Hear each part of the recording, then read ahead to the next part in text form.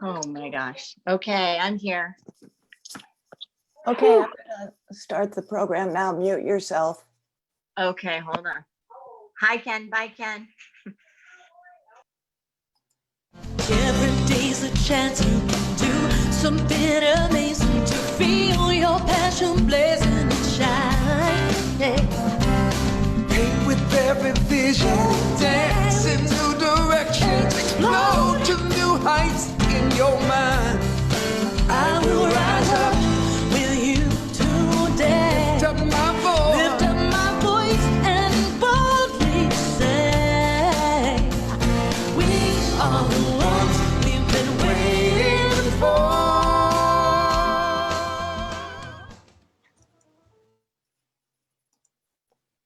Hello, everyone, and welcome to AGNT Speaks. I am your host, Erin McCabe, coming to you live from my home at Unity Village.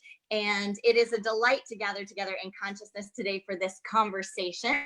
I am so excited that we have the Reverend Dr. Kenn with us today, Kenn Gordon. He comes to us as the former director of CSL, Centers for Spiritual Living, who has recently retired and hopefully enjoying an incredible retirement or rewirement of what is his to do from day to day and on this planet in service. He is a man of consciousness, and it is such a thrill to be gathered together. So if you are seeing us live on Facebook, if you want to get close and personal, you can hop into the Zoom room and we'll have time together after the live stream feed to connect and to ask questions, to dive into some thought and some conversations. So I want to go ahead and welcome him. Kenn, hello, and how are you doing? I'm great, Erin. How are you? I'm good. Thanks for being with us via Canada. I know that that you recently had this retirement. You retired on March 1st, and then on March 2nd, Canada had its experience of everything rolling around with pandemic. So how are you doing it? How is Canada doing this different time? And what do you see as the new thought perspective that, you know, can support us and help us during this time? How is everything going? Well, everything's going great. I don't mind the time off. For years, I was telling people when it came near to my retirement, at least for months, they would ask me what I was going to do, and I would jokingly tell them join the senior pro golf tour. Just had to knock 45 strokes off my game, and so I just kind of continued to talk about it, and then people would say, "Well, what are you going to do? And are you going to write a book? Are you going to go on a tour? What's going to happen?" And to be honest with you, what I would come out and say in the end was basically, I just needed time to be quiet, to reestablish a foundation for myself in spiritual truth, and probably equally as important, to refine my passion and to take some time off. You know, I did that for 21 years, so as well as running a center up here in Kelowna. So it was an interesting time, and it was time for me to take a break, a sabbatical, so to speak. So I've got to laugh because all that was going on, and I kept saying that, and then retired March 1st, and March 2nd, the pandemic hit, and I found myself out in the backyard wandering around saying, oh, what's going on? This isn't fair. I'm supposed to be on my way to Puerto Vallarta or do this or do that.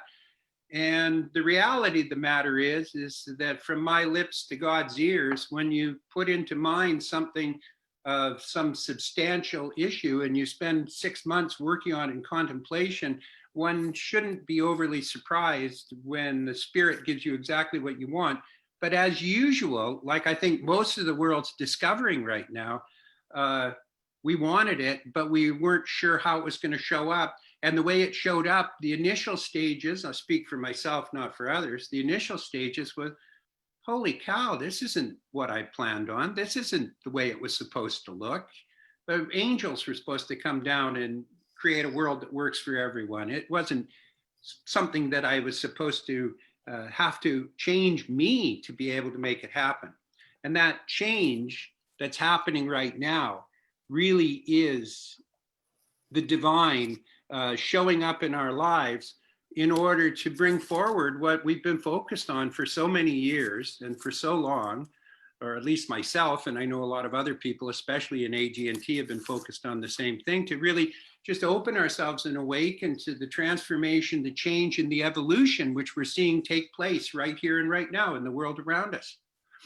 I was thinking the other day, it's like, once again, just imagine yourself inside a balloon and consider that that balloon is consciousness, and consciousness is the sum total of your belief, both conscious and unconscious. So here we are as a society roaming around inside this bubble of consciousness. And to some degree, the tendency is that we believe that what we can do is visualize the balloon and visualize what you want being outside the balloon. Otherwise, if it were inside, it would already be so. And we visualize ourselves reaching out and trying to grab hold of it to bring it in. And that's not the way that this works. The way the universe works is it acts upon what we hold to be true, what we believe within our consciousness. So we're there, both our conscious and unconscious thought is all contained there. And here it is, a world that works for everyone, or Black Lives Matter, or the connectivity of the universe, or equality, whatever you want to put on it. And it's outside that consciousness, so it's not a reality yet. And we're trying to reach out and grab hold of it. And what the universe is showing us yet again is that it doesn't come from us being able to bring it in. It comes from us expanding and growing and becoming large enough to encompass what it is that we want. And the universe, oftentimes, when we're in that encompassing process, that growth, we get these stretch marks trying to reach out and bring that into our being and bring that into our life. It goes through some isometric stresses in order for us to be able to include it in what we do. So we grow our consciousness like a spiral, and this is what we want, this is who we are. We grow it like a spiral so that what our intention is to encompass what it is that we have. And the tendency is for a lot of people, when it starts showing up, is that we don't like the form that it showed up in maybe. It's not the way that we thought it should be. And yet it is the perfect growth and expansion to bring in everything that's required and everything that's necessary. And for me, that's really what's happening right now. And I'll give you that I come in and out of it on a regular basis. But when I do my spiritual practices, I remember that everything is for goodness. And that this evolution, this expansion that we've got, whether it's called the pandemic or whether it's called a lot of the separation that appears to be happening in the world right now, that is all necessary in order for us to be able to grow, to embrace what it is that we seek and what it is that we have. So most of my life is spent in excitement. I can hardly wait to see what the next step is, what the next new normal is, because I don't think we're going to go back to the way we were before. I think there's going to be a segment of people who are trying to get back to it, but I don't think we're going to succeed. William Meader wrote, who was head of the Theosophical Society, said that when the light gets brighter, the shadow grows. And so what we're seeing, or what I'm seeing, is I'm seeing a demonstration of everything that is necessary to happen in order for us to be able to achieve the visions that we've been holding. And when I say we, I mean all of life, because whether you're consciously aware of it or not, everyone pretty much wants the same thing, which is housing, which is food, which is to see everyone live and thrive and be productive and fulfilled, to see people come together in a divine way as opposed to in an opposing way or a conflicting way. And so my experience personally is an experience of constantly reminding myself that there's goodness that's at the end.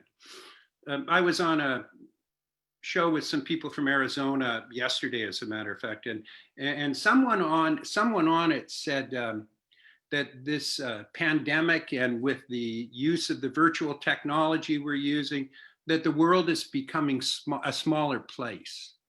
And it really dawned on me that that's not true, that the world isn't becoming a smaller place. We're becoming a bigger people. We're becoming a bigger consciousness that encompasses more and more all the way as we go through it, and allows us to have those experiences, to bring those experiences to our present reality, so that what we can do is experience it. And therefore, everything that is unlike what we're seeking must be shown and brought into the light so that we can look at it. And when it's brought into the light, what happens oftentimes is our personal perception is that the shadow grows with it. But trust me, the shadow isn't the real part of it. It is the light itself that is bringing to bay everything that is required and everything that's necessary for us to achieve our goals. And so what I think is happening is perfection. I think it's unfolding in perfection. And, we're in Canada, which it's easy for me to sit up here where we do have a flattened curve as far as the pandemic goes. It appears most Canadians are respect the rules. And I was talking to Barbara before, and they're shifting their attitude from, I don't want to go out because I don't want to catch it, to, I don't want to go out because I don't want to give it. I don't want to share it with anybody. And so we're beginning to awaken to the fact that all of these changes and transformation that's taking place in our normal lives that we're experiencing are actually there in order for us to awaken to the fact that we receive something back in return, and that is our ability to be able to serve and save. And that's an incredible thing. We're becoming larger. Evolution, whether we know it or not, whether we're conscious of it or not, has expanded us to a place where we have a deeper understanding. So to truly answer your question is, yeah, I've been tending my garden. I've got a bike. I go bike riding. I golf in my retirement. I still do a fair amount of work, but not a whole pile. And, I'm still working at the center up here in Kelowna because my wife's the senior minister. And I don't know whether or not you know this, but retiring with somebody who's still working, that you've been together. Today's my 42nd wedding anniversary, by the way. To retire in the midst of that doesn't really look like retirement. It looks more like working still where I used to do the things, but not so much. But it's cool. It's good. And you, how are you doing? What's happening in Kansas? Are you guys opening up now? Yeah, we're doing well here. I'm doing well. Things are opening up, which doesn't mean that the curve has flattened in any way. But I think we're having our own unique experience in the States of where consciousness meets responsibility, meets trust or distrust of leadership and all of this. So it is a ripe time for consciousness, for doing the deeper work. It's definitely a time to stay aware and to be aware of one's own processing and be aware of systematic and collective processing. So it's very interesting, let's just say, and I in the great state of Missouri, and things have opened up, and I think people have some exhaustion from having the separation, but I really like what you said about we're growing. The call is to grow our consciousness to encompass what we want, what we bring in. I'm seeing a picture as you were talking about that of, if we try to reach outside of it, we're going to pop the bubble. You know what I mean? We're going to pop the bubble and it's going to explode. But we have to grow our consciousness to be able to encompass what we are demonstrating. It has to come in and through and as us. And that comment that you were sharing where someone said the world's getting smaller and you said, no, we're getting bigger. I think that is going to be a really helpful key for a lot of us to recognize that if we want to continually be present to the world around us and not just what is in our bubble, we have to also develop the practice that goes with that. So if we're not going to shut off or become anesthetized to the suffering of the world, whatever it is, then we need to expand our practice to be able to have the space, the love, the compassion, the understanding, the wisdom, and the consciousness to connect on a greater level, to bring in information from a greater field, to presence a different reality that may not be our own. So I really appreciate that perspective and that support, because I think that's where a lot of people are having the challenge. It's a challenge being present to a greater reality. And to that, I would just say that's a call to develop a deeper practice, a more expanded meditation and spiritual practice, so that we can actually metabolize that. And rather than either be a hindrance or resist it, we can rise to the occasion.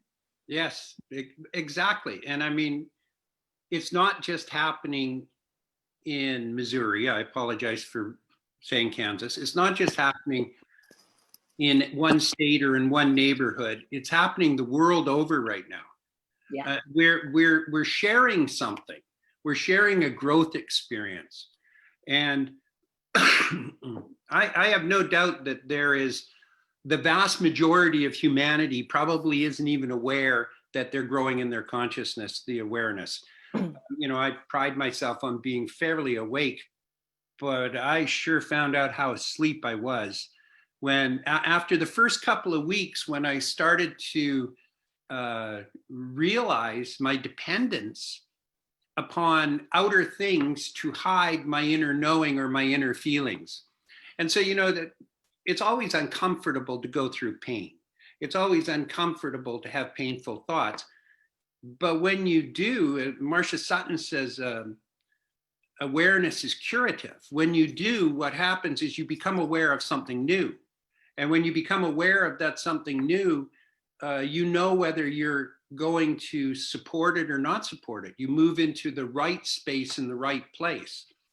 And so, to a large degree, part of my spiritual practice over the last 4 months has been an attempt to remove the old crutches that I used to be able to deaden my senses and deaden my thinking as to things that are going on, and to actually begin to awaken the opinions and reflect them against the truth and see whether or not they actually hold water. That's huge. Yeah, and the truth of the matter is that most of them don't. Most of them are stereotypes. Most of them are dreams. Most of them are things that I've buried. And so that awakening and that awareness, whether I want it or not, is beginning to transform and change who I am and how I live and what I do. So when I said earlier, from my lips to God's ears, I said I needed time to go into sabbatical to be able to refine my passions. And I would love to say, oh, and they're here now. I know exactly what they are, but no, not really. But I will tell you something, is the pathway is becoming very, very clear as to how to get to them. And so, like everything in life, it's a matter of spirit's time, not my time. Just allow myself to walk towards it instead of pretending it's not there. Instead of dealing with the minutia over here and chatter over here, to actually put forward before me the desire and to move and prioritize that so that I can move into the next stage of my being, the next stage of my life, which is a reflection of the next stage of the world's being and the world's life and the world's consciousness. And that's what I'm seeing awakening and happening all over the place. It's marvelous. It's magnificent, as a matter of fact. We really are beginning to know something different and therefore formulating a bigger idea. And when we get that bigger idea, what we'll have is a bigger experience of life. Thank you, Ken. Thank you so much for sharing that perspective. I think that's truly helpful, and we can all expand and deepen our practice. We are going to have a short video that's going to give you a second to hop in the Zoom room if you are live streaming and you want to finish up this conversation in the Zoom room. Maybe you've had that same experience where you were saying to yourself, if I only had a little sabbatical, if I only had some more time at home, if only life would slow down a little bit, let's get into the Zoom room and let's talk about it.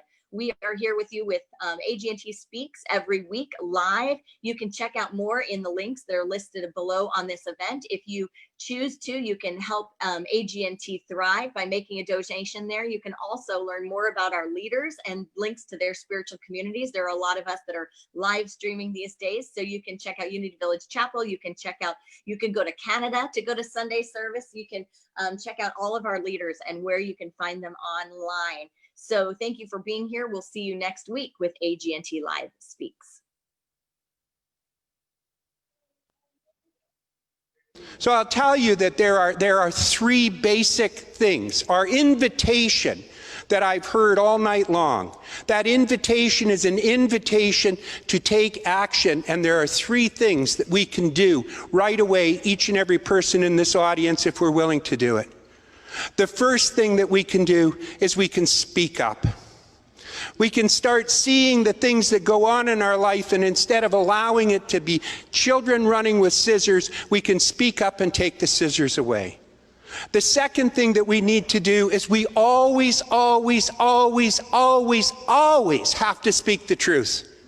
We can no longer afford to speak the lies or to buy in to the discomfort of the lies that we see around us and we see in society. And the third thing we need to do is we need to clarify our values. We need to know with an absolute certainty that no one in their right mind wants to see children go without food. No one in their right mind wants to see war. No one in their right mind wants to see someone starve to death. No one in their right mind, and put in the rest of it yourself. Fill in the blank. And the values that both Unity and Religious Science, Centers for Spiritual Living, were developed and built on were the values that said that there is an equality in life and that we all have the right to do it because we are all individualizations of God itself. And to do that, the biggest thing that we need to do is we need to recognize and realize what our values are. And then what we need to do is stop changing our values to meet our opinions and start changing our opinions to meet our values.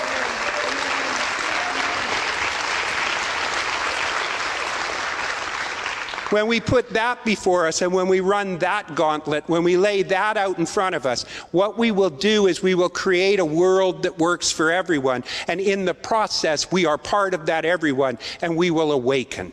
And that is what is required, because there is a light in the world right now that is shining brighter than it's ever shone before. And it's up to us to see through the shadow to see that light.